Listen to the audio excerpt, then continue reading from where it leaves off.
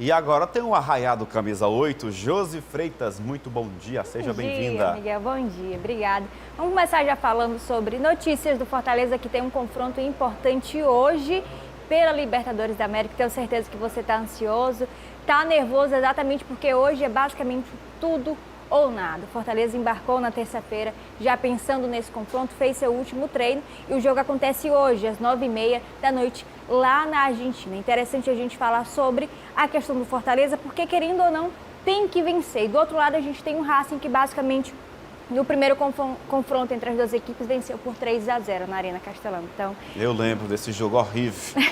Então, basicamente, vai ser muito difícil. Para quê? Para a gente estar vendo imagens exatamente do último treino da equipe do Fortaleza já na Argentina. Teve torcedores, inclusive, que estiveram lá para prestigiar a equipe, falaram com o Vojvoda, tiraram fotos com alguns jogadores. É sempre bom a gente falar, né? Mesmo longe, mesmo fora da capital aqui, sempre onde a gente vai, tem cearense, tem torcedor, e na Argentina não é diferente, a gente está vendo imagens aí do treino da equipe do Fortaleza, mas o jogo vai acontecer lá no estádio Presidente Perón, lá na Argentina, e o Racing também tem suas ausências, tá? Se ganhou aqui por 3-0, vai um pouquinho desfalcado para esse confronto. A gente tem o Maximiliano Salles, o Vietro e o Solari, que vão desfalcar provavelmente a equipe do Racing para esse confronto. Só que a situação do Fortaleza, caso não vença, ainda dá para se classificar, mas vai precisar... Mesmo perdendo, vai ter que contar com o azar dos outros times. Exatamente. Eu vou pedir para colocar uma tabela aqui,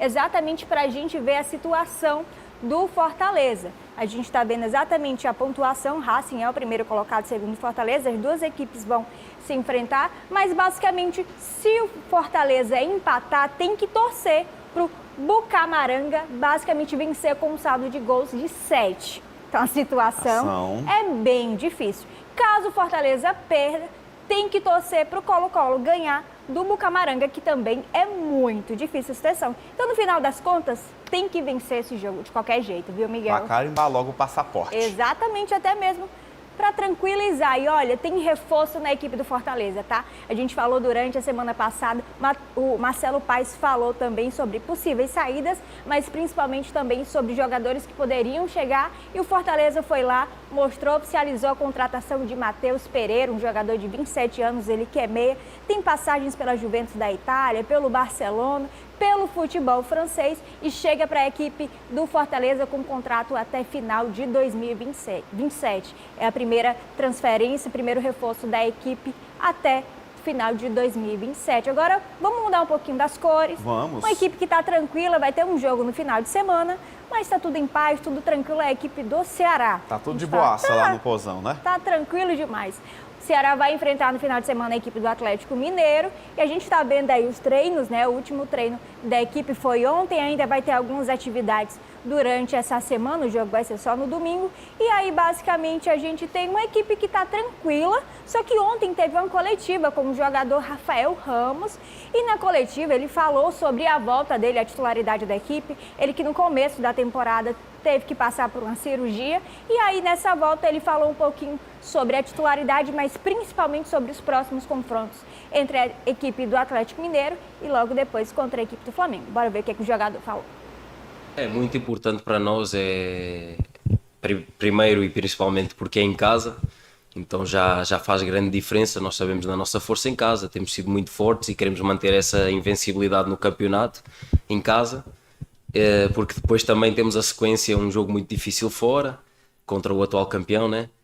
Então acho que será muito importante conseguirmos os 3 pontos agora para manter a nossa posição. Inclusive não jogámos a rodada passada e continuamos numa boa posição, não perdemos praticamente posição nenhuma na tabela.